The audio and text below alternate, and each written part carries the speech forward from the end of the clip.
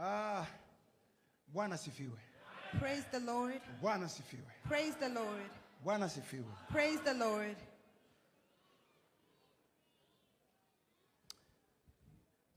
Turimo turaganira gupfumura mu mwuka no mu mafaranga. We are sharing a spiritually and financially breakthrough. Witeguye gupfumura? Are you ready to have a breakthrough?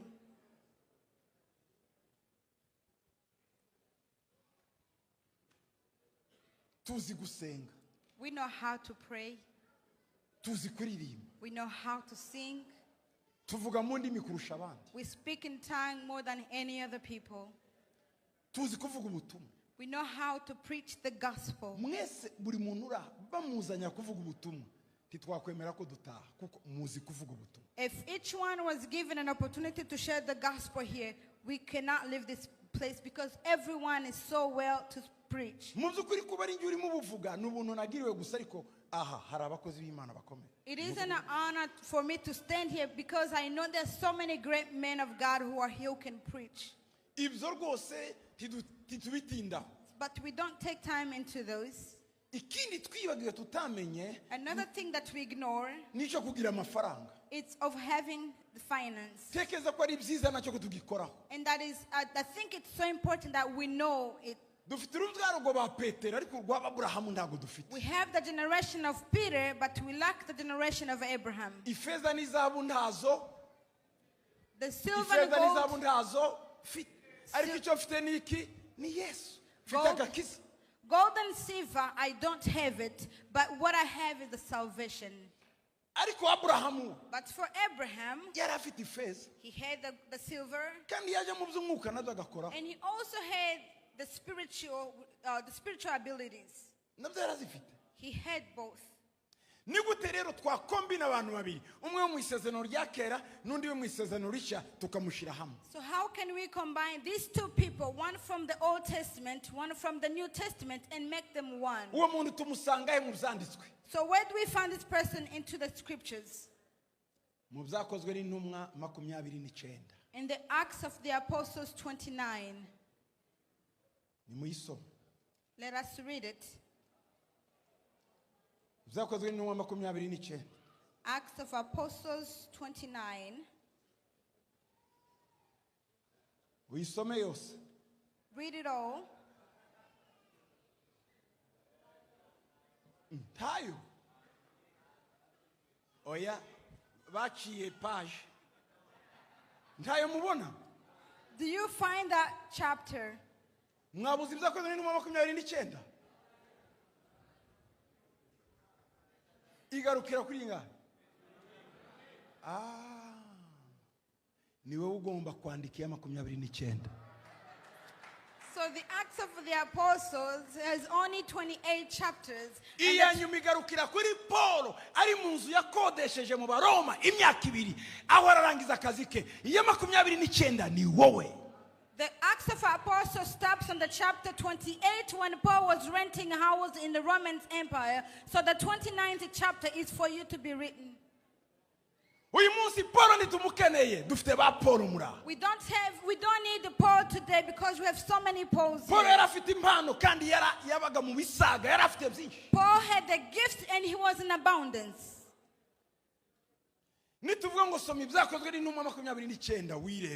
When I ask you to read Acts 29, look on yourself.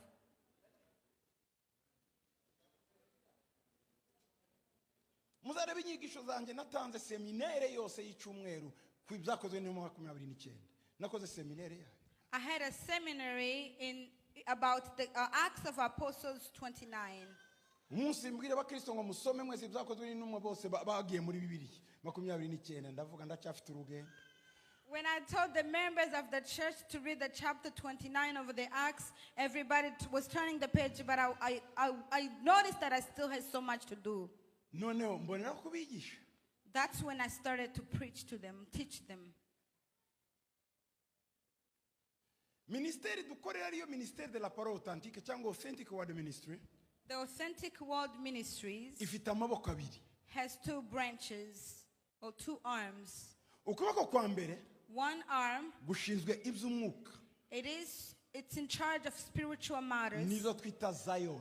and that's the Zion temple. Ukuboko kwa kabiri And the other hand, kwitwa Ada, it is in charge of ADA, Authentic Development Agency. Authentic Development Agencies.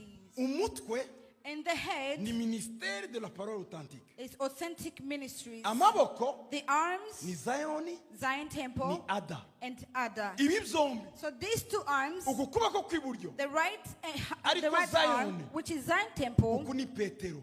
this is Peter, Uku kuboko kw'ibumoso and the left arm, ariko development which is development, ni Abraham. this is Abraham. Zose biri mu mutwe umwe witwa Authentic. They are all in one head, which is called the Authentic Iyo nje Word niyo Ministry. vision mfite. And that's my vision.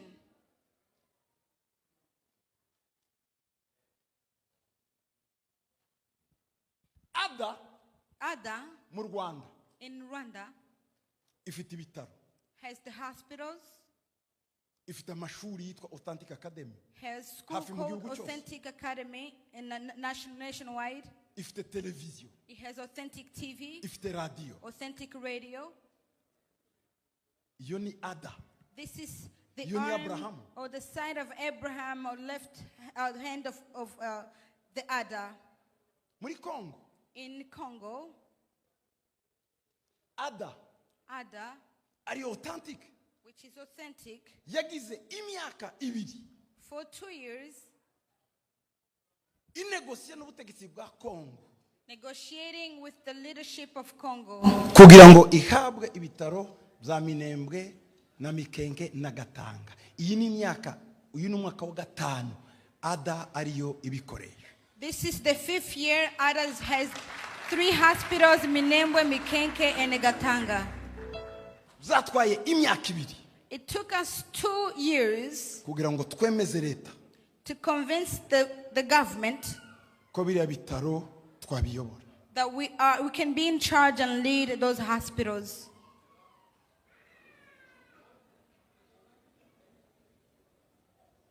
Vuga ngo Ada. Say ADA. Ibyo bitaro bisponsoriza nande? Who sponsors these hospitals? Njyewe ku giti cyanjye nta muntu ari nasaba urufaranga ngumfasha. I personally, I don't go around asking for support. Kubera iki? Why? Sindi Petero. I am not Peter. Kotiza 10, kotiza 20, never. Or to pledge 10 or 20, no. Ndi Abraham. I am Abraham. Nukotiza sava, nudakotiza ibitaro birakomeza bigire. Whether you contribute or not, the hospital moves on. Nta munsi batazakora ngo wabuze amafaranga. It will operate day by day, they will never lack the money or Fata the yanjye finance. n'umugore wanjye n'abana kohereza ngahemba abaganga bose bo mu bitaro biriya bose. I'll take the finances from our own household and send it to pay for the doctors and other workers. Ntabwo nandika grant ngo nsabe. I don't ask for grant. No. No. Niba nemeye Imana ikomeye. If I believe the most Niba high nkorera Imana God, ikomeye. if I serve the great God, Ngomba gukomera.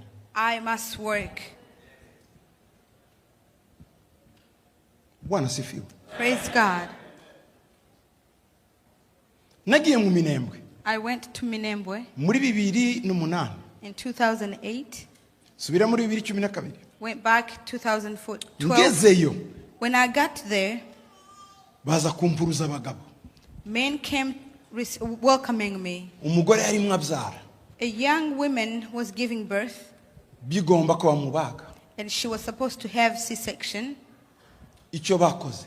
What they did, Bahamagara abagabo batanu baramuboha amaguru n'amaboko bamubagisha urwembe nta kinya. they called 5 men, they bound her legs and her arms, and they cut her with a razor with no anesthesia. Umugore avuza induru ndumva iyo nari. The woman screamed, and I could hear her where I was. Abagabo bamuboshye kugira ngo bamusove. Yaragiye gupfa n'uwo mwana. Men chaining her around so they could save her life. Bakoresha rwa rwembe muza mwicisha inzara kumubaga. They took the same razor that we used to cut our nails. Tashe ndabaza ngo ibi bitaro bikora iki? When I went back, I asked, what's the job of this hospital being here? Njya kureba abategetsi bakuru b'igihugu. I went to see the leaders of the nation. saba audience baranyakira I asked for an appointment. They received me. kubabwira ko biriya bitaro ni mubimbe To ask them to give me those hospitals. bifata imyaka 2 And it took them 2 years. nikishaka What am I abantu after? barambuye ngo zana zayo ni mu minembwe bose barasenga icyo bakeneye ni bitaro ntibakeneye gusenga bose bafite amatorero ibyo ngisi byo binjyana ukuboko nzi badafite hariya ni Abraham. People ask me, we need Zion Temple in Minembwe, but I told them, Minembwe has everybody who prays. The only thing that I need of, it's the hospital, the Abraham. timureba ko imyigana barimo bakora bariya bene wacu bakabirukana igihe cyo gusubirayo tukabubakira imihanda n'amazu kigiye kuza. Even though our people are being displaced by them, by the time we go back with the roads and everything is near. umuhanda wa Rurambo kugeza mu Minembwe The roads from Rurambo to Minembwe, Imana nibidufashisha if God's willing, tuzabubaka mu minsi 52 nkuko Nehemiya yakoze inkike zi Yerusalemu. it will take us 52 days like Nehemiah built the walls of Jerusalem. mubyandike Write this down. Record it. Bwana sifiwe. Glory to our God. igihe kirageze ngo muhindure vision mukoreramo sukuza gusa kurimba mugataha nimutekerereza abantu abo bantu musengesha bameze gute mu mibereho yabo abo bantu mubwira Yesu ese yariye ese yambaye ese uyu muntu abana bariga ifuko mu bimenye ivyo ako nakazi ka church. The time has come where you need to think on behalf of the people that you're preaching, that you're singing to, about their well-being. And this is the job and responsibility of the church. Yesu yarigishaga bwenda kwira akavuga ngo nimugaburira abantu. Jesus will preach in the evening, will tell the disciples to feed the people. Yesu yarazi ko agomba kuzana ubwami bw'Imana kwisi akababwira iby'umwuka ariko akabagaburira n'umubiri. Jesus knew that he is to bring the kingdom of God on the earth, but also feed them spiritually and feed them physically. In the wilderness, Ye Imana yarinze inkweto zabo ndizasaza imyaka 40 ariko inda yabo yayigaburiraga buri munsi n'amana. God, yes, increased the longevity of their feet, of their shoes, but their womb or their stomach will be fed every single day. Imana mu gikoni cyo mwijuru abamarayika bakamanura manu kugira ngo abantu barye yari inaniwe kuvuga Imana ngo no ngiye kubafunga inda bose bahage imyaka 40 irangire no Imana yari izi ko bagomba kurya abantu yoboye bagomba kurya abantu ureba bagomba kurya kandi nta wundi ubarebera ni wowe Imana yarebereye abisirayeli uyu munsi yaraguhamagaye ba pastor ireberera abo bakristo ba. God could have enabled them or could have blocked their stomach not to ever be in hunger for the 40 days, but no, he did feed them every day. Hallelujah. Hallelujah. Hallelujah. Hallelujah. Imana ihamagaye umuntu So when God calls you, imuha ubumenyi ngiro ikamuha n'impano spiritual. he gives you the spiritual gifts and also the abilities.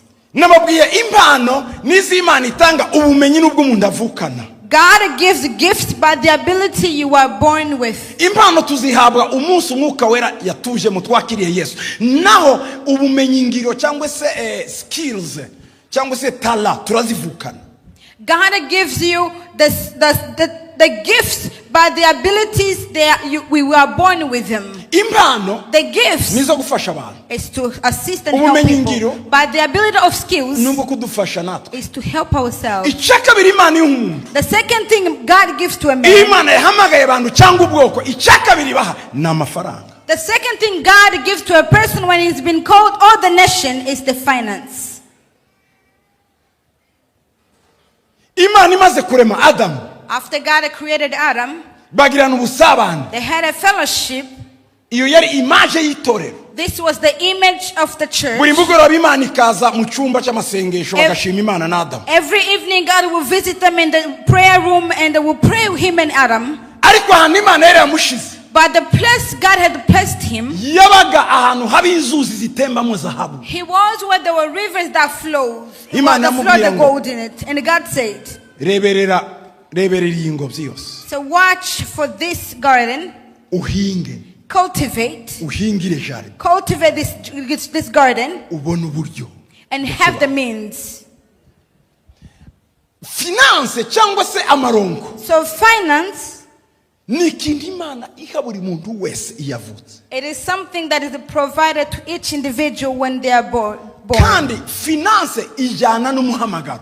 And the finance goes according to your calling. Imana ntiyaguhamagara ngo ikorere ngo ikwime ibyo gukoresha. God cannot call you to serve him and not provide to you.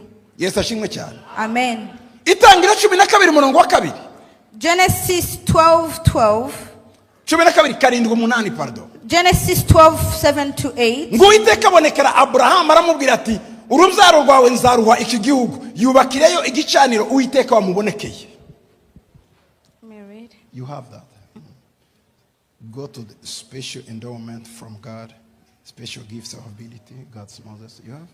Did you see finance? Finance? Yes, God's grace was upon. Yeah. Oh. No. Okay. Let me read Genesis. Genesis 12:7-8. Okay, reka twihute. Imana ngo ibonekera Abrahamu, imaze kumubonekera iramubwira ngo urubyaro rwawe ruzatura muri igihugu. Icyo yakoze niki? Ahubaka igicaniro, yari image y'urusengero. God appeared to Moses and said, your descendants will dwell in this place, or in this nation. So what Moses did, he built an altar. Iyo niyo twitaga dushobora kwita uyu munsi Zion Temple. Reka tuyite cyangwa urusengero rwawe gwitwa gute? Let us call it. Okay. Asigaho urusengero. He built a temple, or a temple. Iyo yari icyari cyambere yakoze cyumuka. This was the first act he did, or spiritual act. Ngo avayo aje ku musozi w'iruhande rw'iburasirazuba rw'Ipeteri abamba ihema rye. He came from the ku musozi w'iruhande rw'iburasirazuba. He came from the eastern mountain and he built a tent there. Aho hitwaga Luze bahita Betel. He called the place was he called it Bethel. Aho hantu hitwaga Luze. And he moved from there to the mountain east of Bethel, and he pitched his tent to the Aho niho yari Bethel. yashize igicaniro. And this is where he built an altar. Igicaniro niki? What is an altar? Igicaniro ni idirisha rihuza isi n'ijuru. An altar is a window that connects this world and heaven. Yaba ari Satani uterekerera cyangwa Imana ni spirit, ikintu cyose iyo ugishiriye igicaniro ushiraho idirisha network ituma muvugana. Whether you are serving Satan of God, an altar, it becomes a window for you to connect to your God. Nyuma y'imyaka 200 After 200 years, Abrahamu yaragiye. Abraham had gone. Umumuzukuru we His great child yaharaye atabizi paraxida. spent the night there accidentally. Afata rimwe kwibuye riraho ntiyamenya ko ari sekuru yakoresheje ayo mabuye kubaka igicaniro. He took one of the rocks that were there. He did not know that his grandfather used them to build the altar. Afata ibuye yaryisegura. He took the rock and made his Naho pillow. ryabuye sekuru z'imyaka 200 ishize yari yararivugiyeho amagambo. 200 years ago, his grandfather had spoken words over that rock. Why there is a noise leak? Why there is some vibration? Is it you? Is it me? Maybe. Did it mic? Yes. Okay. Now it's good. Maybe nini. Okay, ni mass. There is a mass that's hari mass. Anyway. Bibari byinshi rega. I have so much to share with you. Kandi burije. And I know it's getting evening. Late. Reka nje kubyingenzi. Yakobo ararota niko kuhita ngo ni Betel inzu y'Imana. Ariko byari byarakozwe na se icyo yari pare y'usengero. So Jacob had a dream there, and he named there because it was named Bethel, means the house of the Lord, Bethel. Can you check Itangiriro 13 murongo wa 2 no 4? Itangiriro 13:4. Genesis 13:1-4. 1:4. Abrahamu avana muri Egiputa n'umugore we n'ibye byose na Loti ajyana nawe bajya Inegebu. Inegebu ni za Berisheba mu majyepfo, Negevu na majyepfo. Icyo gihe bari bavuye muri Egiputa bashikira munsi ariho bita Negevu. Aragenda va Inegevu ariyo Negebu nanone agera i Beteli hahandi yigeze gushira igicaniro. Icyo gihe yaravuye mu Egiputa. Ku murongo wa 2 ngo Abrahamu yari afite ubutunzi bwinshi bw'amatungo n'ifeza n'izahabu. Ngo none arongera arazamuka ajya i Beteli. Hamwe yari afite iby'umwuka gusa. Noneho avuye muri Egiputa afite ifaranga ajyayo kugira ngo yuzuze ko umuntu agomba kubeshwaho na byombi. ugomba kubeshwaho no kwizera ukabeshwaho n'imirimo. Iyo yari teologiya ya Yakobo. Wiri kuvuga ngo kwizera nyereka ifaranga. Nivyo yavuga, nyereka n'imirimo. Kwizera kudafite ibikorwa kuba kumeze gute? Gupfuye. Ninde uzemera injiri y'umukene nkanje, y'umukene nkawe. Mara kugusengerana ngo ariko wampaye agatike.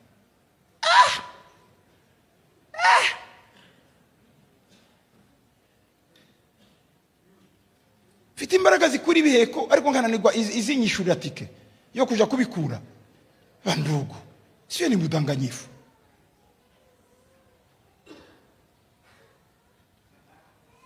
Nyohereza tike ndaja ku musozi Kampala kubwira Imana ndakurikira ukiri muri Victoria, iyo tike ni yiki.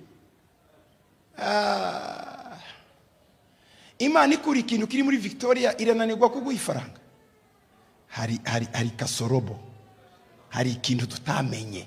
Niki titwamenye ko amafaranga atazashakwa nk'amasengesho. Amafaranga agira inzira principe. Agira principe. Ma ku murongo wa mbere no kabiri wahabonye. Yes. Then Abraham went up from Egypt, he and his wife and all that he had, and Lot with him to the south. Abraham was very rich in livestock, in silver and gold. And he went on his journey from south as far as Bethel. Yes.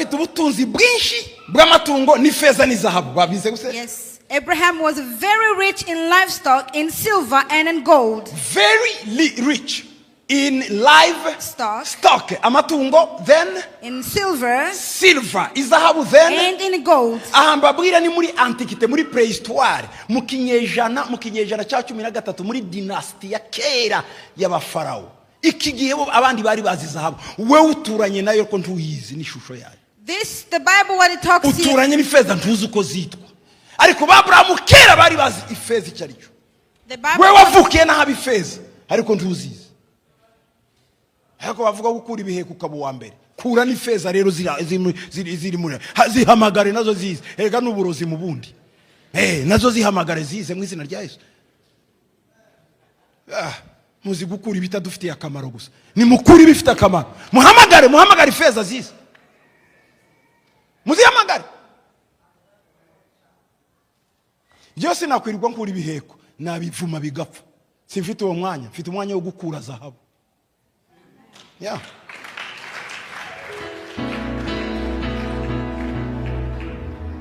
Ngiye kwimba njewe nakwimba shaka zahabu. Sinakwimba shaka ibiheko. If I were to dig, I would go after gold, not after witchcrafts. Ibiheko ndabivuma, vumwa ntuzongere kubyara. Zitungigendere ariko zahabu ndayimba muri yo mu 28 ngo bimba umusozi bakagera kure ngo igisiga kitagera ngo bashaka zahabu. If I were to dig, I would yo mu 28. If I were to dig, I would go after gold, not after witchcrafts, because I have no time for it. I will use my one simple word and cast it.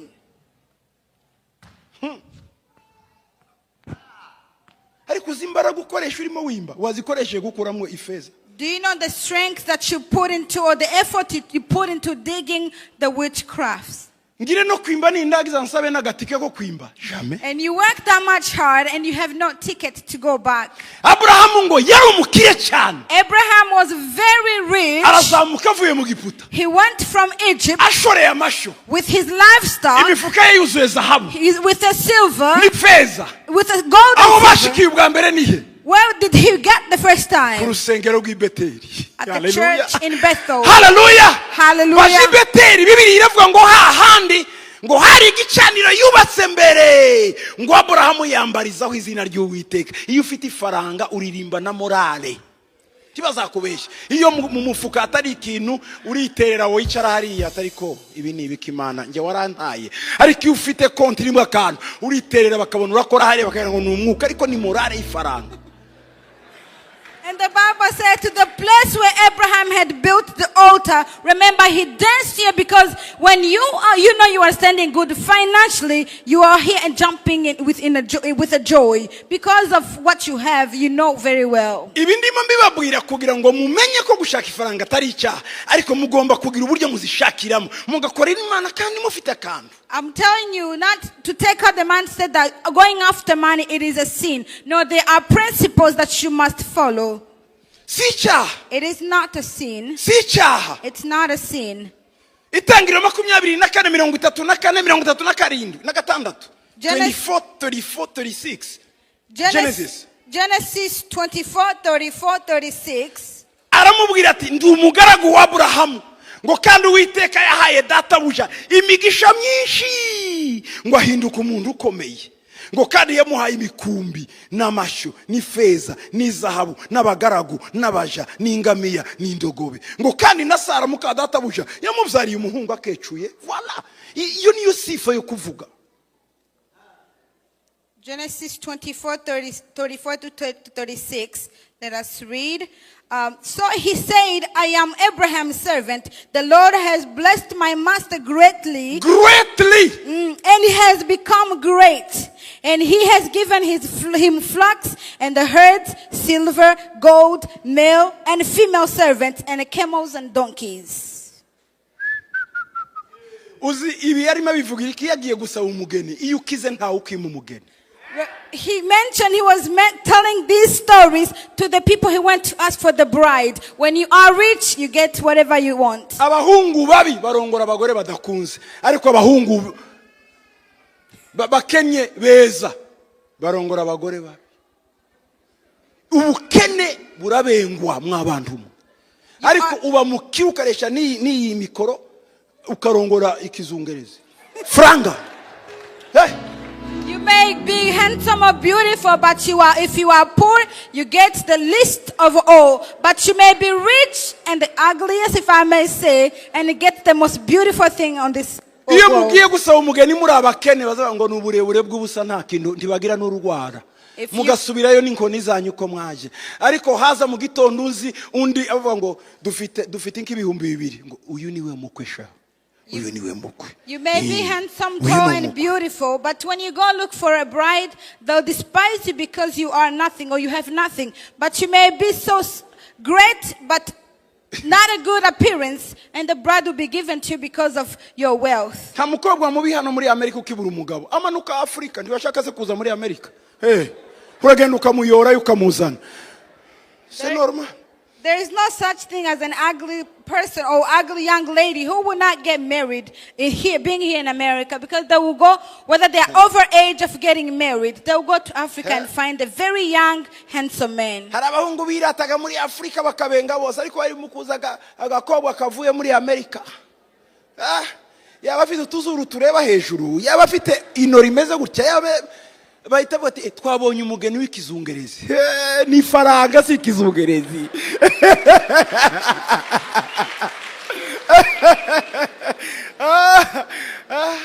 Voilà, c'est ça. Aya ni amareyalite tugomba kuvuga kuko ariho. Icyo nshaka kubabwira rero, gira ifaranga ugire n'umwuka. My purpose of sharing this to you is to be able to have finance and have the spiritual life. Nayoboye ishuri rya theology mu Rwanda. I led a school of theology in Rwanda. Twagiraga nasanze uwambanjirije mbere president w'iryo shuri ya theology yakoranaga n'abazungu b'abongereza. The prior president of this school of theology worked with the England or the British people. The missionaries who sponsored that school prayed to me. When I became the president of the school, they came. They said, Gitwaza, we are the one in charge of this school. So therefore, turihuze n'irindi ry'abapresbyteriye tudahuje We imyizerere. want you to change the name and all the things that normally go after this church, because we want to connect it or to make the one with the Presbyterian. Abapresbyteriye bafite imyizerere yabo, dufite iyacu, duhuriye kuri Yesu na Bibiliya. They have their own beliefs and we have our own, but the only common thing we have, it's the Bible. Abapresi muri aha nimugire ngo mufite kwizera kwacu. The Natwe abaevangelike dufite kwizera kwacu. Abapresi sava? Okay. The Presbyterian, they have their own faith. I'm not offending anyone here. We are all in one. Batuzanira agasore k'agahungu k'akazungu ngo niko kagiye kuba rekiteri. Nje nari president wa board. They brought me a very young man who's going to be the director. Kari karangije amashuri ya droit ya law school mu Bwongereza, ariko kuko afite bene wabo bakomeye bahita bamugira rekiteri kandi nta theology yize ntaki. He had just graduated in England and he had his people who were in high positions, although he did not have the knowledge of what he was about to do, by their signing. Banangiriye baramusinyiye ngo naza abarekiteri. Kibaza umurekiteri wize droit, licence ya droit, sina doctora muri droit, agiye kuyobora université théologique atarize. Birantangaza nje ngezeho. Ndavuga se waje gute hano? Haramwe ngo ngo nitwe tubagize nitwe ngo kandi sinyira ibi bintu vuba duhindura izina. Bitampamagaza inama ndavuga ngiye kubirukana. So the one they elected, although he had no knowledge because he had a master's in law instead of a theology, I asked him, how were you sent here? He said, listen, actually I'm here, and a very good important thing that I have here, sign here. But I told them, no, in fact I'm firing you. I say, you should go back to England. In the next day in the morning, the white men of all that time, they came to Kigali. When we had a meeting, they said, who are you? We are the one who sponsor this university. What we say happens. And I laughed. I say, yes, you did this in the past, but on my watch, never. Bagenzi banje bamwe baranyumva nta kundi twabigenza turabatinya twebwe. Ndababwira ati impamvu mubatinya n'ubukene. Je ntabwo mfite. My fellow leaders say, actually, because we obey them and they sponsor us, let us just obey them. But I told them, because you are poor, you do what they say. But I'm not poor, I won't do it. Umuzungu arambwira aho yitwaga Mr. Campbell. Mr. Campbell, one of the sponsors, told me. Ngo ndagira ngo ngubwire ko kuva uyu munsi. He said, from today on, duhagaritse amafaranga yacu. We are stopping our sponsors. Twafashaga alliance n'iri shuri rya theology. The money that will go to the alliance and also this ministry, this theology school. Kukwezi batangaga ibihumbi 10 z'amadolari. Every month they will sponsor us $10,000. Itanzania impapuro vuga ndavuga ngo kuva uyu munsi. I brought paper very quickly and right from today, I am firing you and it's over. I and Zion Temple will provide this 10,000 monthly. Every month. Zion Temple will pay the 10,000 and pay every employee. Then the next day I went to Korea.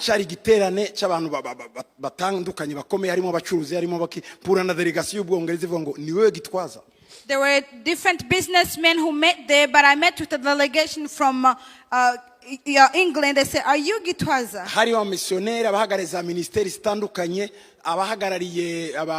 abapasteri bakomeye bafite abakristo ibihumbi, donc ico gihe mpura na directeur ukomeye w'iyo societe y'abanyamerika. So there were people from different areas representing pastors, representing ministries, and I met a director who supervises the ministry in America. Sanga bandeze ahantu hose muri Michigan kuri fondation yitwa ukuntu sinyivuga, bandeze ahandi hose ko Gitwaza ni mubi, Gitwaza ni mubi. Uwo munsi mpura n'abasiyo bose benshi bari bahagariye ama fondation n'ama mission. Turaho umwanya wanje wo ku explique ibzanye ndabivuze ndangije bose ngo niwe Gitwaza wirukanya aba missionnaire. Ndavuga ya narabirukanye kubera iki? Natwe dufite amafaranga.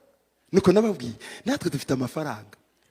We murafite? Ndavuga ya nishura abakozi kuva mwagenda kandi nta munsi barabona amafaranga. Nikindi gitangaje, iryo shuri yo university narinjemo yari igize ibirarane mu nzu y'abapresbyterienne bigize umwaka wose, ndabyishura byose. abazungu bamaze kumenya amakuru ubu ndimo babwira birirwa bandika ngo nyabuna tugarure basi tugarure turayatanga nta condition. Naravuze no, uretse ko nasize ubutegetsi mbuha abandi ubwo I met with the abanyabwoba bazagira ibyaha. I met with the whole CEOs, but I realized I had been reported that I am the one who fired the missionaries. So after I introduced myself, they said, "Are you the Gitwaza who fired the missionaries?" I said, "Yes." They asked me what the reason. I said, "Because we have enough, we have money, and we can sponsor our own schools." Suko mfite menshi. Not because we had much. Ariko sinshaka umuntu ansuzugura ko ndafite ifaranga. But I don't want to be despised because I have no money. Imana ya Abrahamu niyo mana ya Gitwaza. The God of Abraham is God of Gitwaza. Ndizera ko yahaye Abrahamu amafaranga nanje yayamba. I believe in the same God who provided for Abraham will provide for me. Bwana sifiwe. Amen. Bwana sifiwe. Amen. Aba mubona aba bavuga butumwa. All the preachers that you see, benshi turabana mu makoalisiyo menshi. We are in the same coalition, many of them. Ni hahandi rimwe mukira ngo mwinjira ahantu bakabasanga mutanga 7,000 byo kwinjira, fize yo kwinjira. Ni hagararaho. Nta munyafrika benshi baza ngo 7,000 ni menshi, ariko njyamo kugira ngo nige systeme yabo.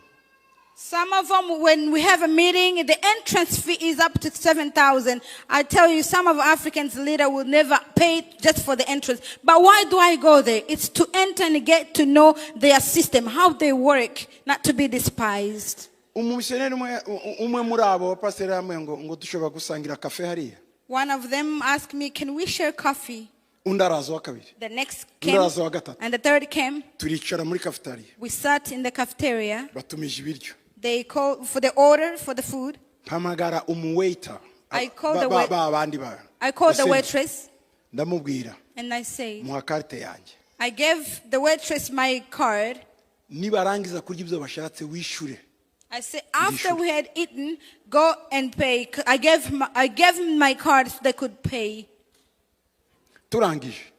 After, batangira gusigana n'uburoho bwabo buri muntu ngo agafacture ke ndavuga nabirangije byarangije. They were discussing who's going to pay what and what they have eaten, but I mvuye muri Afrika mu Rwanda bo bafite amatorero hano ba mega church abandi za Australia zikomeye ndabishuriye. Sinabishuriye ko nyafite, nayishuriye kugira ngo batansuzugura.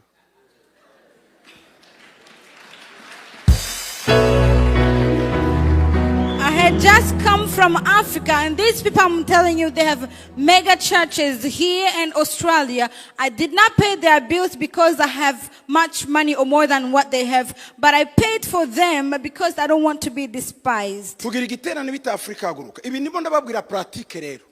What I'm telling you, these are practical things. And we have a conference in Africa, Africa Rise. Ico giterane.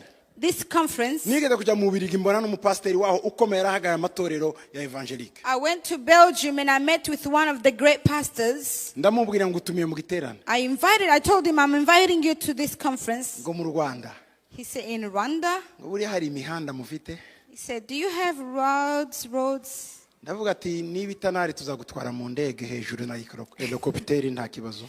I told him, if you're worried about roads, don't worry. We have helicopter. We're going to take you around. Uzi icyo nakoze? Do you know what I said? Mu gitondo. In the morning. Mu gitondo. Early in the morning. Yari yabonye message imubwira ngo atubwire tikeye turarira first class, tumwereka hoteli ya mbere abamo, tumwereka imodoka izaza kumutwara ku kibuga, tumwereka protocol uko izaba imeze, byose ndabyandika, abasekreteri barabyandika, barabimwohereza, baramubwira ngo narangiza kuva muri Afrika haguruka, tuzamurira vacances y'ibyumweru 2 aho ashaka hose mu isi. Early in the morning, we wrote a letter to him giving him all the program of the conferences, who's going to welcoming him, where he's going to sleep. Even after the conference, we are going to give him a fare or pay for his vacation anywhere around the world that he wishes. Uzi cyabaye? Do you know what happened? Yaje muri first class. He came in the first class as we told him. Protocol yacu nuko ikora. The ushers or the protocol that we have, when they are to receive you at the airport, the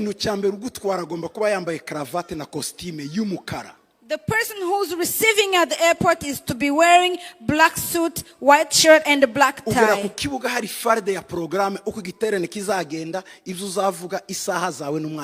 You get, when they receive you, you have a flyer with everything of the program of this conference. warangiza Then haba hari undi wa kabiri there is a second person ufite porogaramu who has the program. akakwegera akakuramutsa. They will come near you and greet you. yarangiza kukuramutsa After they had greeted wa you, mushoferi agakingura imodoka. the driver opens the door for you. umushoferi ninde? Who is the driver? ni abadiregiteri b'amakompanyi nibo tuzana kugira ngo muri iyo minsi 7 bakira abashyitsi. These are the directors of different companies that goes at the airport and welcome our visitors. akagutwara iminsi 7 yambara karavate nziza na kositime y'umukara n'ikirato gisire.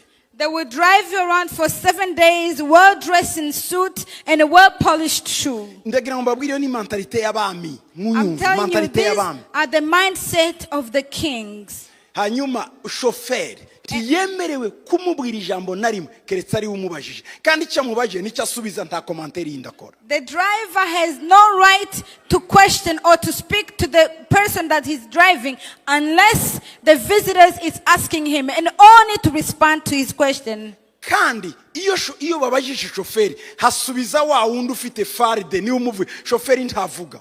And if the driver is to question or to ask the visitor or the guest, the person to answer or respond to him is the one with the folder. ariko uje kuzana umuntu w'icyubahiro ku kibuga ukamwicisha amagambo yawe. no abakeneye kushira ka muzike dusa kagenda tuzi inzira yaciyemo ntuzaho yavuye umuntu amahoro keretse ko bajije subiza. Hapana, mwiriwe gute, mwavuye haguye imvura iwanyu, ufite abana bangahe di. iyo ni mentalite y'abaturage cyane, mentalite y'abami ntibabazagura.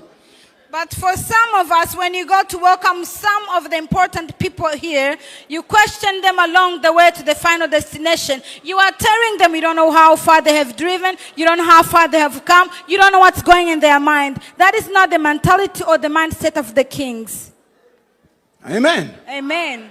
uwo mugabo tumukore protocol. So when we ushered and protocol this tumujyana muri man, hotel. we took him to the iyo hotel. ageze muri hotel When he arrived at the asanga hotel, abakobwa beza bafite uburanga bwiza bafite ji mu maboko. he finds or he meets very good-looking young ladies holding cups and juice. bakamuha kaji. They will offer him a juice. imizigo ye deja ageze mu cyumba. His luggages are already into his bedroom. abandi bakinguye asanseri barahagaze bayikanze ngo itasohoka yinjire, barangiza bagafyonda muri asanseri. haba harimo undi umukoreraho kuri chambre agenda.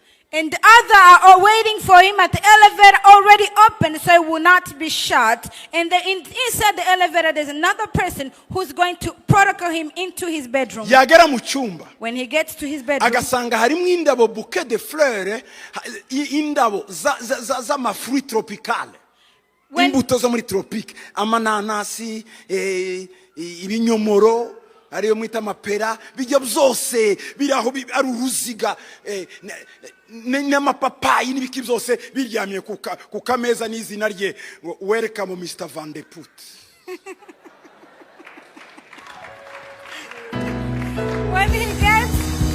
When he gets into his bedroom, he's welcomed and received, and on the table there is a bucket filled with tropical fruits in an image of a flower with his name written on it. Welcome, Mr. iyo umuzungu aje kwigisha abanza kugira isaha yose avuga ibyamutangaje, kandi iyo umuntu yatangiye kuvuga uba wafashe umutima we. And such person, when he's about to preach, he starts about what impressed him the most. And when the person is preaching and introduces himself, or his introduction becomes of the impression that you gave him, Uzi cyabaye? capture the heart. Do you know what happened? turangije After we're done, yarambwiye ngo he told me, ngwino ufunguza itorero mu Bubiligi zishingira byose. najanye Zayoni nterura n'umupasteri aja muri ambasade abwira ministeri yabo ngo mumuhe visa n'umugore we turaterura turajyana. wenyine arabishugurikira. Premier Minister ari mwene wabo, nta kintu mu Bubiligi nari mbuze. Naravuga ngo nkeneye uyu, ati agatelefona ngo hano hari umukozi w'Imana ukomeye wo mu Rwanda, kubera iki ifaranga yajyamye neza arya neza.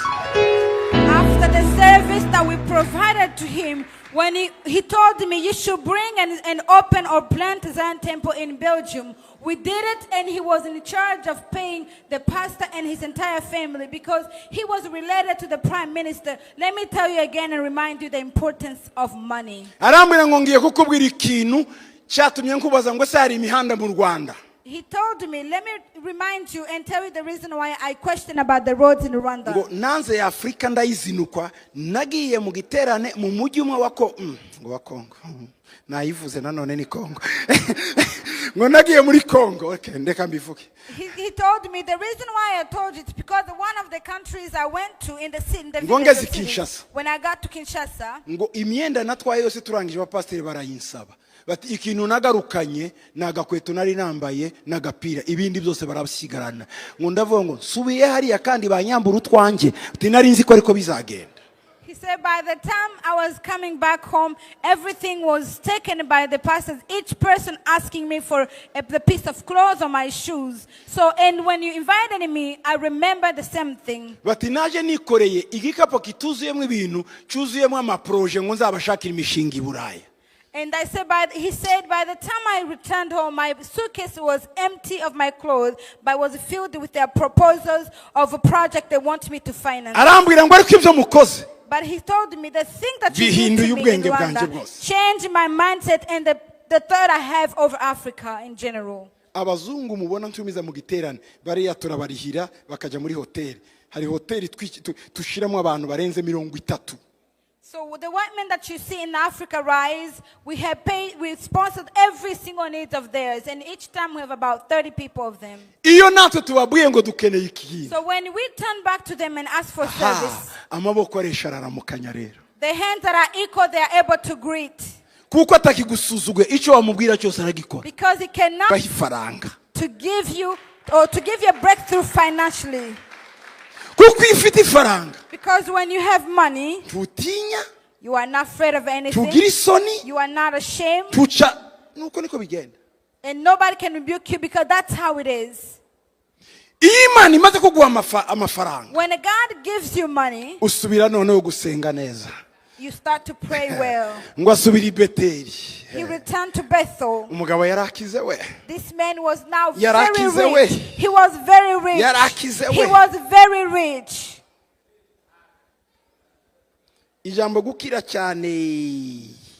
The word abundant wealth. Very rich, the Bible says. Can you go to another page? Very rich. Very rich. To another page. No, yeah.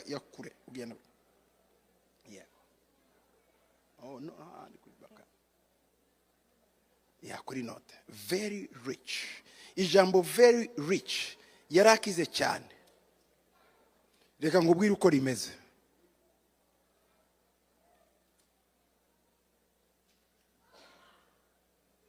Nyamwe wahabuze? Yes, I found it. Very rich. Iri jambo ngo yarakize cyane. This word very rich. Ni jambo special. It is a special word. Bandika iri jambo.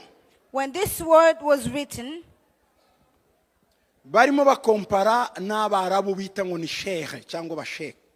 It was compared to the pastoral tribes to which Abraham belonged. Abashek, Arab sheikh. Arab sheikh. Ni gute yarameze? How was the sheikh at that time was? Yari umugabo ufite amahema uhereye kwijana kugeza kuri 200. Nukuvuga ko yari afite real estate. It was a man who had 100 to 200 tents. Afite amafamiye abagore bangana n'amahema ye. Who had a wives equal to his tents. Uko niko bitaga abantu ngo bakize. That's how they compared a wealthy man or very rich man. Uyu mushehe yagomba kuba afite ingamiya 600 kugeza ku 60 kugeza ku ijana.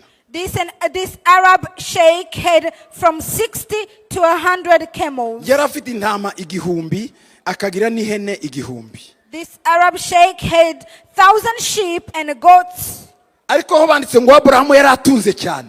But when they say Abraham was very rich, iri jambo ni mu Giheburayo. This word is written in Hebrew. Babyita ngo ni kabed meod.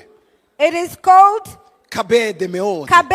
Kabed meod. Nukuvuga ngo nukugira ubutunzi utashobora kubara n'amaboko yawe. It means exceeding rich. Donc Abraham yari kabed meod. Yarakize cyane. Abraham was kabed meod, exceeding rich. Umugabo witwa Josephus. The man called Josephus, yavuze ko ubutunzi bwe bwinshi yari yarabukuye muri Egiputa ngo kuko yari azi kwigisha abantu art na science. Aho niho yakuye igishoro, ahandi aza kuhakura izahabu n'ifeza. this man Josephus says that part of Abraham's riches was acquired by teaching Egyptians art and sciences. Abrahamu yarakize mu buryo Abraham was rich. igihugu cyose yageragamo yavuganaga n'umwami wacu bagakorana amasezerano. Every country, every nation he will go, he will speak with the leader, with the leader, and they make commitment or an agreement. Alliance. Bakorana covenant. They will make an alliance like Abimelech and other kings kubera ifaranga. because of his wealth. Abuzukuru be n'abuzukuruza be. His great-grandchildren, Komeza. Aribo Bisirayeli uyu munsi. who are the Israelites, Ndavuga gusa bari aha muri Amerika unyumve. Abayuda. I will speak about the Jew. The last one. Yes. The success of Israelite. Manuka, yes, the success of Israelite. Abayuda bakomoka kuri Abrahamu. Muri Amerika hano. Muzi abayuda ba hano? You know the Jews who Timubaze are abayuda here. ba muri Amerika? The Jews in America. Aba bayuda bo muri Amerika wahabonye? Yes. The Jews who live here in America. Bavuga ko mu banyamerika 400 bakize kurusha abandi. The Israelites of today, Jewish. Yes. The Jews people are very rich. Israelites. Yeah. Ndimo ndavuga kuri statistique hariya wahabonye. Yes. 45% They said y'ibigo 40 bikomeye 400 y'abakire bakomeye n'abanyamerika. Pardon, n'abayuda bo kwa Abrahamu. the statistic says 45% of the top 40 of Forbes, 400 richest Americans are Jews. Aba 400 mu bakize muri iki gihugu n'abayuda. 400, the richest Americans are of the Kubera Jews. Abrahamu. Because of Abraham. 35% 35%, y'abamiliyarderi b'abanyamerika 35% n'abayuda. the 35% of American multimillionaires are Jews. 20% y'abaprofeseri bakomeye muri iki gihugu n'abayuda.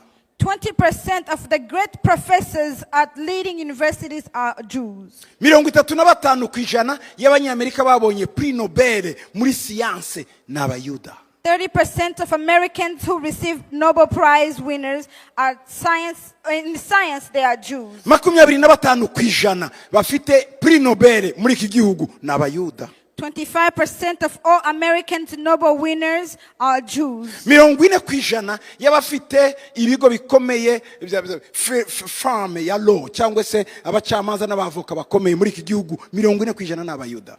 40% of partners in leading law firms in New York and Washington are all Jewish. Ibi mbibabwira iki bene da? Why am I sharing this with you, brethren? Abayuda bize uko amafaranga akora kandi ko ari ya control isi. Jew learned that how money works and how money controls this world. Kugira ngo urufaranga rw'umuyuda ruve mu maboko y'umuyuda ruje hanze rugomba guca mu mifuko y'abayuda 60. For a bill or a Jew bill to go from to the Gentiles, it should go to the pockets, 60 pockets of the Jewish. Baravuga iyo nguhaye ifaranga So when I give you money, uruha nawe umuyuda. you also give it to a Jew. Umuyuda. You pick to a Jew. Yamara guca mu mifuko y'abayuda 60. After he has passed into the pockets of 60 Bakavuga ngo so muhe na people. rubanda rurye. So now you can give to others. Iki mbibabwiye niki? Why am I sharing this with Tidushobora you? gukomera no gutera imbere tudafite amafaranga. We cannot become great and prosper without Uyu money. mugoroba So this evening, mfite amavuta I have anointing yo kubasengera ngo mugire ifaranga. to pray and anoint you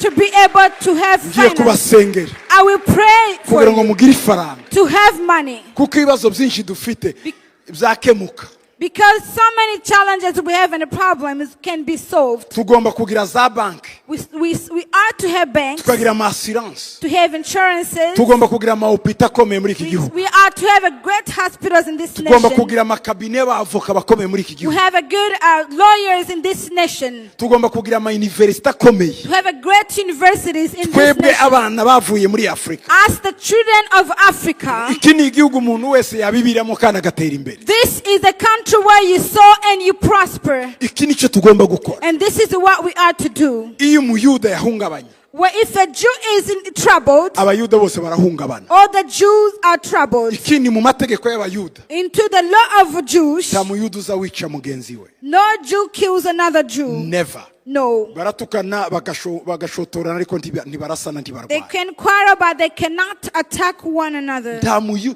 iyo abonye ari mugenzi we itarambika intwaro hasi. Once they realize it's the brother, they put their sword on the floor.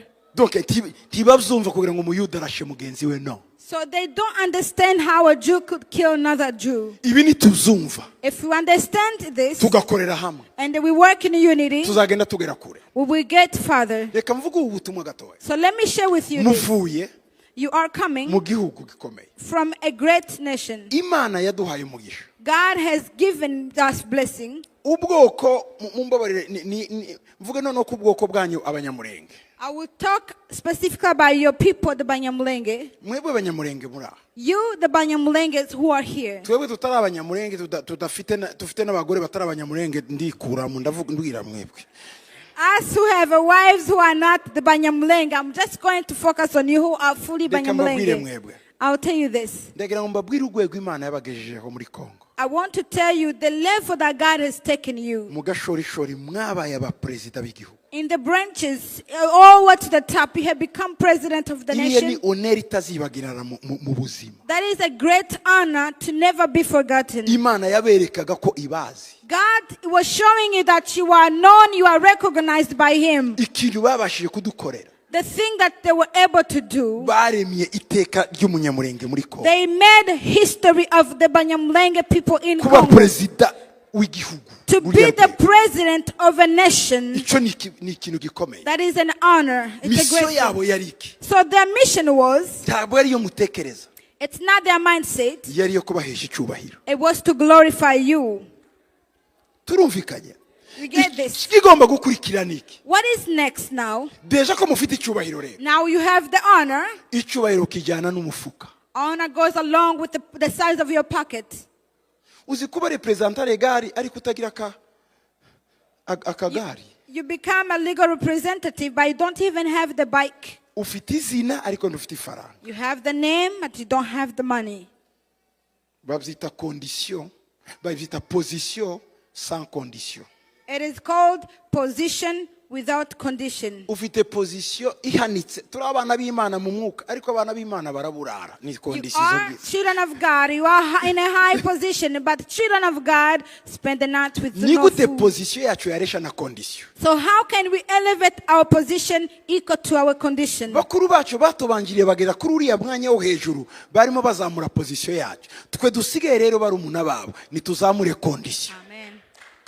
Our elder brothers, they were able to reach that position for us to increase the condition and be on the same level. Or kugira ngo tugere kuri iriya position. And for us to be Kuri able condition. to achieve Kuko that level of position condition. twayigezeho. Because we have the Mu position mateka ya Kongo. in the history of Mu Congo, mateka y'isi. in the history of this world, Umunyamurenge yabaye vice president wa Kongo. the Donc, c'est indéniable. Munyamulenge was the vice president of Congo. You can never erase this. Ntiwabicishaho gome. You cannot never Iyo erase ni this. position hejuru. This high position. Igisigaye rero icy'Imana ibasaba. So what's next that God is asking you to do? Barakoze igihe cyabo batugeza hariya namwe nimuzamura amafaranga mugere aho bageze. In their time, they worked for us and achieved the position. So it is your time to go higher financially. Sibyo? Isn't it? It is. Position igomba kuresha na condition. So your position should be equal to your condition. Ngiye kubasengera. So I will pray for Kugira you ngo habe gupfumuka. to have a breakthrough. Mutangire kugira ibitekerezo n'ubwenge bw'ifaranga. To start having the mindset of money. tugiye gusenga. We are going to pray. Ndakora isengesho uyu mugoroba I will make this special yo prayer gukingura imiryango ya karande z'iwanyu zose ziveho. Imana igubukire. to open and cut all the generational curse from your family, and God is going to give you wealth. Ubukene bw'iwanyu bwanze kubavaho bukagukurikira no muri Amerika, bukagusanga muri company, bukagusanga no mu modoka wicayemo, bugomba kuvaho mu izina rya Yesu. The poverty of your family that followed you in your house, at your work, in your car, tonight we are putting an end to it. Ni gutuma muri Amerika abandi bakirayo ugakena, ntibishoboka. It does not make sense. How do you live in America where everybody has an opportunity to be rich, but you yet to remain a poor? Amerika igira akazi, America provides you jobs, ariko wowe ufite ibibazo by'amafaranga. but you have the issue of money. Tukubuye ngo twereke 2,000 muri konti ntabyo. If I were to ask you, show me the Ibyo tugiye $2,000. kubzanga mu izina rya Yesu. So we are going to say no to this in the name of Jesus. Hallelujah. Hallelujah. Turamanura amavuta amenagura iyo mbago, hanyuma winjiye muri systeme y'amafaranga. We are going to pour anointing to break through and break that chains to get to our money. Urumva ko bishoboka uyu mugoroba? Do you believe this is possible? Kuko nje sinimo nkubona wowe, ndabona umumiliyoneri imbere yanjye. Amen. I don't see a simple person right in front of me. I see millionaires sitting right here tonight. Oya sinimo nkubona. I don't see you here. Ko nabona umumiliyoneri n'akadege gagaparitse imbere y'inzu, indege gapana imodoka. I see millionaires sitting right here with their jets in the parking. Hey! Hallelujah. Naje Dallas mvuye West Palm Beach. I moved to Dallas coming from West Palm Beach in Florida. Ni heza. It's very beautiful. Twari dutuye hafi no kwa Trump. We were living closer to Trump's. Umunsi umwe nafashe imodoka. One day I drove Ndazunguruka n'inshuti yanjye. with my friend. We drove around Muri quartier y'ababanyi yitwa Wellington. in the neighborhood called Willington. Naratangaye. I was amazed. Hari amazu agera ku 150. There are about 150 houses. Hari parking y'imodoka n'indege, buri muntu yari afite imodoka n'indege. There is a parking of a car and a jet parking. Indege iraza ikituriwe ikagenda bakayiparika, igira parking ya. A car comes and parks and the jet comes and lands in the same spot. Ndimo mvugana namwe uyu mwanya ko ndababona muri abagabo muri Wellington. N'abagore. As I'm speaking to you this moment, I see the images of those men in Wellington, men and a husband, a man and a wife. Uyu munsi singusabira imodoka, ndagusabira indege. So today I'm not going to ask for cars, but I'll pray for the jet. Genda utangire ushake license yo kuyitwara, uzayitwara de toute façon. Ni nkuko utwara license y'imodoka, genda wiga indege kuko uzayitwara mu minsi iri imbere. You should go and start learning how to conduct the plane or the jet because you already know how to drive the car. So go ahead and prepare yourself for this opportunity coming your way. Hallelujah! Hallelujah! Hallelujah! Hallelujah! Hey! Hallelujah!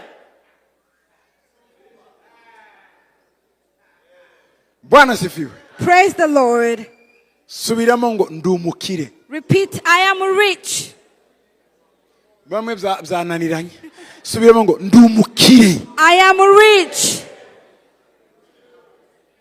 Ndumukire. I am rich.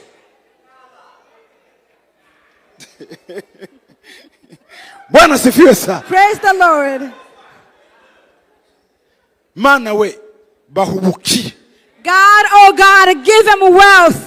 Habwa ubukire. Receive the richness. Mw'izina rya Yesu. In the name of Jesus. Ijuru niritoboke ku bwawe. May the heaven be opened for you. Amasoko y'ikuzimu natoboke ku bwawe. The streams of hell open for you. Ikime cyo ku misozi ihoraho nikize ku bwawe. The dew of the mountain shall come for you. Habwa gukira. Receive wealth. Jesus. Ubukene, ubutindi, ubuki bw'iwanyu turabuhamze hano mu izina rya Yesu. The poverty or the low life from your family, we bury it here tonight in the name of Jesus. Hey! Hallelujah. ubukene bw'iwanyu turabuhambye muri uyu mwanya. The poverty of your house, of your home, we bury it this moment. Uhereye uyu munsi From now on, amafaranga naze, may the money come. turasenga tugahamagara abana bakava mu ijuru bakaza mu nda z'abagore. Uyu mwanya none nta bantu butuke, amafaranga naze mu mifuka y'abagabo.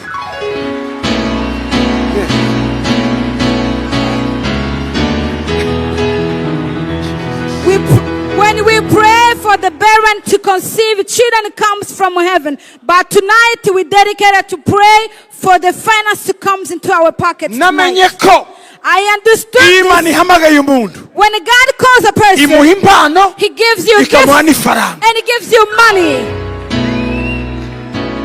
Ibyo bibiri These two niba things, utumvishe icyo navuze mu giterane ari byo utahana. If you Yahamagaye Aburahamu, imuha impano, imuha ifaranga. if you did not get anything else I say here, just take these two things. Finance and a gifts. When God called Moses, He gave him the gifts and the money.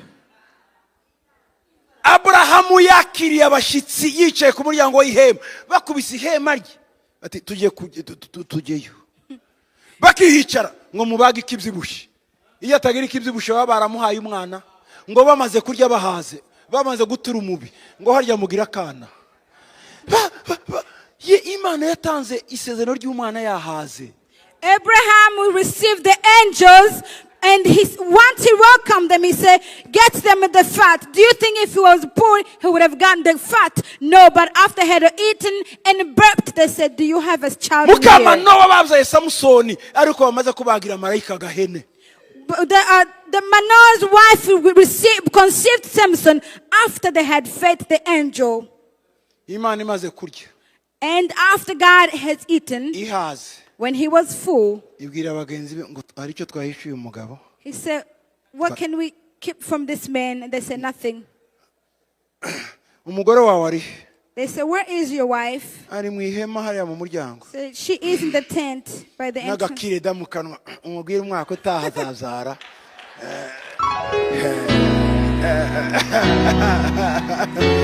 Hallelujah! With a toothpick into their mouth, they said, tell her next year she's going to bear a son. Saragira ngo nibyo abagabo bahaze ngo aramwenya araseka.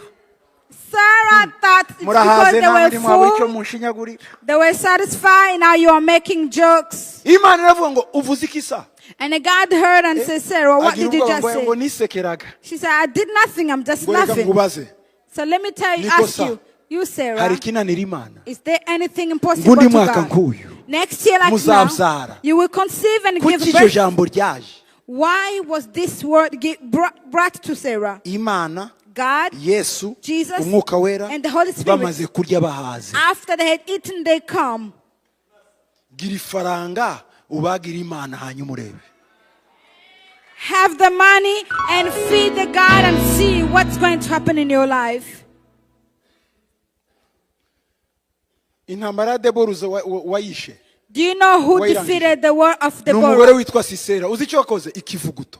It was the woman called Sarah. What she did was only the buttermilk. Sisera yaje yiruka ngo Sarah came. ntabwo yagiye muri n'importe quelle nzu, yagiye mu nzu iriho ibisabo n'inkongoro imbere y'inzu. Bati nkeneye ikivuguto, barakimuha arasinzira ntiyongeye kubyuka. Sarah, he came running, and the only house that he could enter, it was the one that he saw outside the part with the milk. Mana And manura umugisha. so I pray tonight, God, to bring your Manura blessings. umugisha. Bring your blessings. Niba ufite umufuka koramo agasakame koramo. If you have a pocket, touch in it, or you have a handbag, touch in the bag. Riya bashikoriya babas. Muri uyu mufuka huzuremo. In this pocket, Muri iyo be sakame filled. huzuremo. In your purse, be filled. Uyu mufuka huzuremo. This pocket to be filled. Sakame yuzuremo. In your purse, be Mu filled. izina rya Yesu. In the name of Jesus. Mu izina rya In Yesu. the name of Jesus. Mu izina rya Yesu. In the name of Mu Jesus. izina rya Yesu. In the name of Mu Jesus. izina rya Yesu. In the name of Mu Jesus. izina rya Yesu. In the name of Jesus. Kuramo ukuboko kwawe Take out your hand. kuzamurira Imana. Lift it up to God. Mana tuje i Beteli. God, who have come to Bethel. tuje i Beteli We are in the Bethel kugushimira umuvumo udukuyeho, to thank you for the curse you just brought us out. uduhaye icyo twari dukeneye, And you have given us what the most we need we have. udukuyeho umuvumo, You have taken away the curse. ukinguye inzugi zo mu You ijuru, have opened the heavenly doors. ukinguye ibigega by'ijuru. You have opened the heavenly stores. Uyu munsi This day, uranyibutse, you have remembered me. sinzawibagirwa mu I buzima will never bwawe, forget this day. mu izina rya Yesu. In the name of Jesus. Amen. Hallelujah.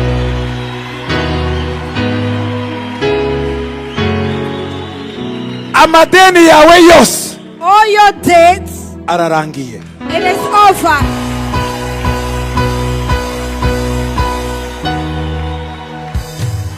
Imyenda yawe yose All your debts, ivanyweho. it is forgiven.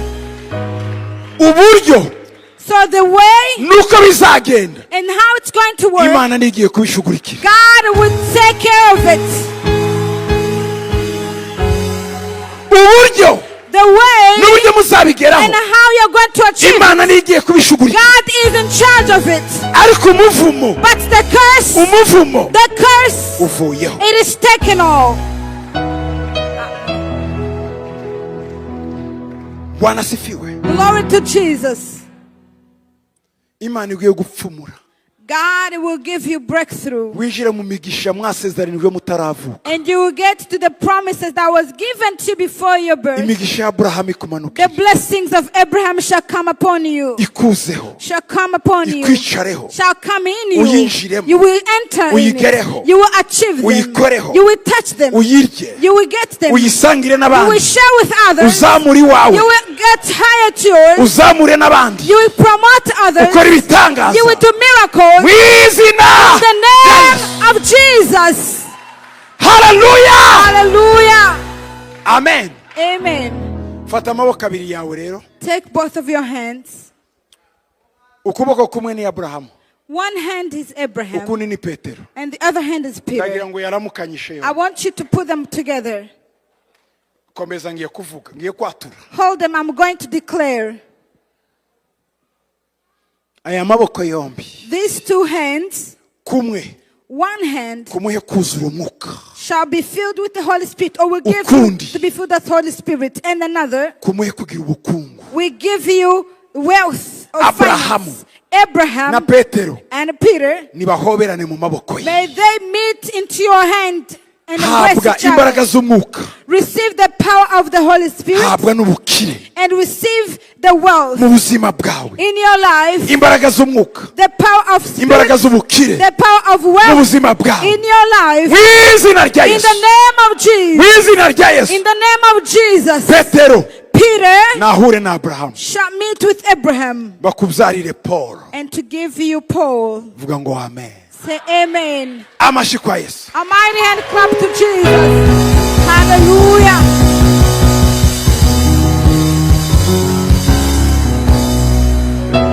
Amen. Amen. Finance Finance, mwabonye. you have received. Tugiye gusengera ibindi bibazo biri aha mu bacu tu. We are going to pray for other issues that are among you. Ifaranga zo mwahawe, The money you have received.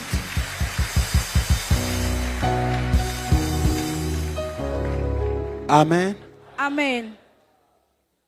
Ibi mbabwira birafatika. What I'm telling you, these are facts. Umukobwa yaje mu rusengero A young lady came to the church. arambaza She asked me, ngo ndashaka gukora decoration. I want to do decoration. Twari muri shitingi n'ibiti. We were in a tent. Nawe urayikora ariko turi hanze. I asked her, we are nowhere, what are you going to decorate? Ati sinzi ariko numva nayikora. She said, I don't know, but I feel that I Nemera need to do sawa. decoration. I said, sure, go ahead. Cyari igihangari igisharagati. It was an open tent. Tuje ku cyumweru. On Sunday when we came, Sanga inkingi yose yazishizeho amapapier de toilette. Iya jaune, iya rouge, iya blanc. Donc amapapier de toilette niyo yasize ku nkingi hose. when I came, every pillar in the tent was decorated with all